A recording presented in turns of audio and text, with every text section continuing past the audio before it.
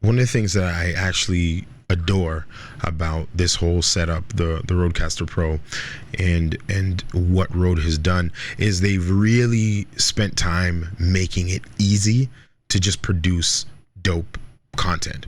I think if you are a content creator, sometimes you can get bogged down by the technology, and the technology can kind of get in the way. So one of the things that I feel like Rode has done is really just streamline the process. Record, cut, edit, send wherever you need to go. It's a real simple process, and I love to go through some of these features with you. All right, so we have the Rodecaster Pro app up right now, and by default, when you go under sounds, you're going to see the sounds that you've already preloaded. So I have my DJ air horn, I have my Family Matters intro, Dope One, Won't He Do It. All of these are the sound effects that I have in my library, and I can actually hit on any of these sound effects, and I can change any of my color options, and it'll actually be responded or represented. It'll actually be represented on the console itself. So that's really cool. The other thing that we can do is we can change the way the playback is. So we have several different ways to play back things. We have latch, we have pause, we have replay, and we have play.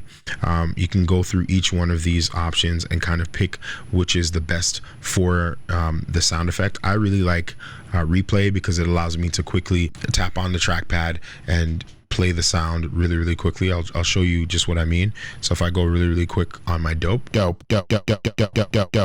my foghorn,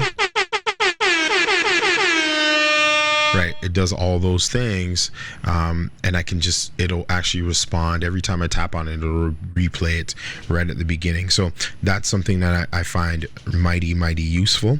If we go under podcast, what we can do is we have to turn the console into a transfer mode. When we turn it into transfer mode, then we can see all the files of all the shows that we have, and I will probably do that at another point in time. So what I'm going to show you here is actually a really cool feature. So if we go to under file and we hit open effects editor, it's going to open up a virtual version of what we can do. If we go back to the home menu, if we tap on our track that we want to edit on our console, we have the ability to actually edit and go into really minute tweaking on any part of our vocal settings, right? We can add different vocal effects. We can put on our apex. We can put on our high pass filter. We can put on our compressor. We can do a lot of different things within the console, right?